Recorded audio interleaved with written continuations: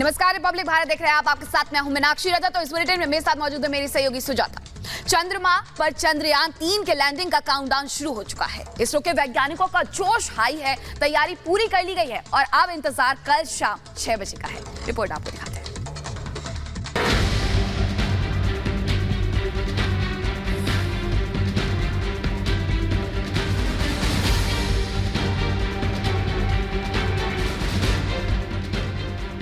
पूरी दुनिया की नजरें चंद्रयान 3 पर टिकी हुई हैं। हिंदुस्तान की आन बान और शान को लेकर लाखों किलोमीटर दूर चंद्रयान 3 अब चांद जीतने के लिए बेताब है और सफलता के जश्न के लिए 140 करोड़ हिंदुस्तानी टकटकी लगाए बैठे हैं। जबकि चांद को लेकर 7.5 अरब की दुनिया के सवालों के जवाब ढूंढने के लिए भी प्रज्ञान रोवर पूरी तरह से तैयार है। बस उसे इंतजार है इसरो की एक कमांड का। चंद्रयान के प्रक्षेपण के बाद 14 जुलाई के बाद कि लोगों में काफ़ी उत्सुकता है और इवन छोटे बच्चों में उत्सुकता है कि चंद्रयान कब वहां पहुंचेगा और ये चंद्रयान क्या है, उससे क्या फ़ायदा होने वाला है, उससे विज्ञान में क्या हमको रुचि मिलेगी, उससे अन्य क्या रोचक तत्व हमको मिल पाएंगे। तो लोगों को विज्ञान और गणित के प्रति जो रुचि है वो बढ़ने लगी है। तो जिसको बोलते हैं देश का ओवरऑल जो साइंटिफिक टेम्परामेंट है वो काफी ऊंचा हो रहा है, बढ़ रहा है। चांद पर वैसे तो पहले ही 3 देश जा चुके हैं, लेकिन जो हिंदुस्तान करने जा रहा है वो आज तक किसी मुल्क ने नहीं किया, यानी चंद्रमा के साउथ पोल पर सॉफ्ट लैंडिंग। कोशिशें बहुत हुई, अभी भी हो रही हैं, मगर सवाल ये है कि आखिर धरती को छोड़कर चांद फतह करने की होड़ क्यों लगी है। वह इसलिए क्योंकि अंतरिक्ष विज्ञान में कई देश अपनी धाक जमाना चाहते हैं। चांद से संपर्क करना और मिशन लॉन्चिंग आसान होती है। चांद के पानी से रॉकेट फ्यूल बनाने की योजना पर भी वैज्ञानिक काम कर रहे हैं। तो वहां पर सोना, प्लेटिनम, टाइटेनियम का भंडार भी हो सकता है। इसके अलावा कीमती धातु पाने के लिए खदान खोदने तक की भी कई देश मंशा पाल रहे हैं। लेकिन ये कहने में इतना आसान हो सकता है, मगर उतना आसान है नहीं, क्योंकि चंद्रयान 3 ही एकमात्र ऐसा मिशन होने वाला है जो सब कुछ ठीक रहा तो चांद के दक्षिणी ध्रुव पर सॉफ्ट लैंडिंग करेगा।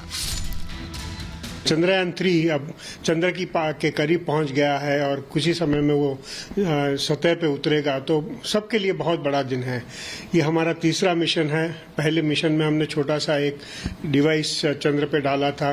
दूसरे मिशन में हमने एक बगी चलाने की कोशिश करी थी, मगर कुछ अंतिम समय में कुछ गलती की वजह से वो बगी पहुंच नहीं पाई। अब तीसरी बार जब हम जा रहे हैं तो हम बगी को ठीक से पहुंचाएंगे और इस बार इसरो का यही फोकस है कि वो एक बगी चंद्र के दक्षिण ध्रुव की तरफ उतारे और उसको घुमा के वहां की सतह को ठीक से देखे। इसरो का ट्रैक रिकॉर्ड इतना अच्छा है कि हमें विश्वास है कि इसरो का ये मिशन जरूर सफल होगा। भारत से पहले रूस ने भी चांद के दक्षिणी ध्रुव पर पहुंचने की रेस लगाई थी। जल्दबाजी में मिशन लॉन्च किया, सबसे पहले पहुंचने की कोशिश की, मगर लूना 25 यान क्रैश हो गया। 47 सालों के बाद चांद की ओर निकला रूस का मिशन नाकाम रहा। रूसी स्पेस एजेंसी रोस्कोसमोस ने बताया कि लूना 25 की चांद से दूरी घटाने की प्रक्रिया में तकनीकी खामी आई थी और उसके बाद से इससे संपर्क टूट गया। ऐसा हमारे साथ ना हो, उसको लेकर इसरो ने तैयारियां पूरी तरह से कर ली हैं। अच्छी बात यह है कि चंद्रयान 3 को अब चंद्रयान 2 का भी साथ मिल गया है। वेलकम बडी बोलकर चंद्रयान 2 ने लैंडर विक्रम का स्वागत किया है और उन लोगों को जवाब दे दिया जो चंद्रयान 2 को नाकाम बताने में लगे थे। आपको जानना हो कि कितनी टेक्निकली वो मुश्किल है, तो आप देख सकते हैं कि रशिया, जिसको इतना सारा एक्सपीरियंस है चांद पे जाने का, उसका भी मिशन फेल हो गया है। तो कोई आसान सी चीज़ नहीं है, मगर ज़रूर होगी। इसरो ज़रूर हमको नई जानकारी देगा चंद्र के बारे में और हम सब उत्साहित हैं कि अगले हफ्ते से हमको कुछ चंद्र के बारे में ऐसा जानने को मिलेगा जो आज तक हम नहीं जानते थे। अंतरिक्ष में कई देश पहुंचे, चांद पर 4 पहुंचे, लेकिन धरती पर रहने वाले ज्यादातर लोग ये बात नहीं जानते होंगे कि आखिरकार अंतरिक्ष पर किसका हक है। तो आपको इस बारे में कुछ बता देते हैं। दरअसल 1967 में आउटर स्पेस समझौता हुआ था। उसके मुताबिक अंतरिक्ष के किसी भी हिस्से पर कोई भी देश अपना दावा नहीं कर सकता है।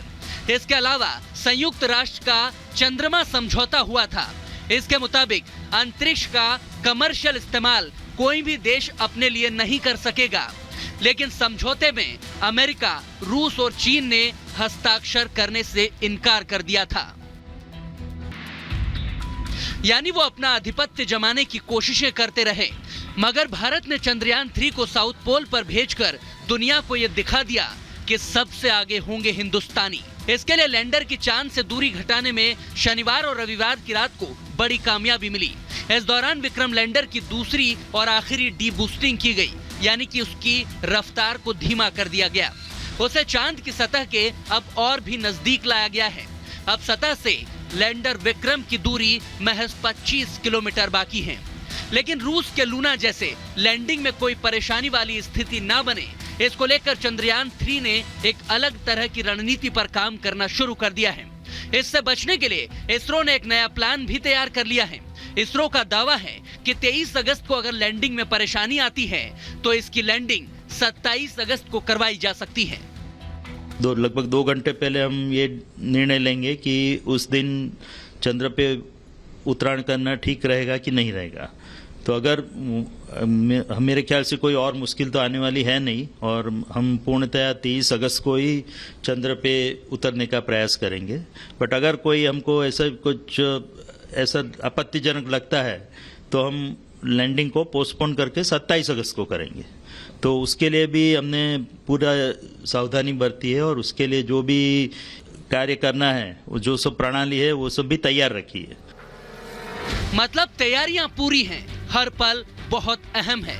इसरो वैज्ञानिक हर चीज और हर हालात से निपटने के लिए पूरी तरह से मुस्तैद हैं।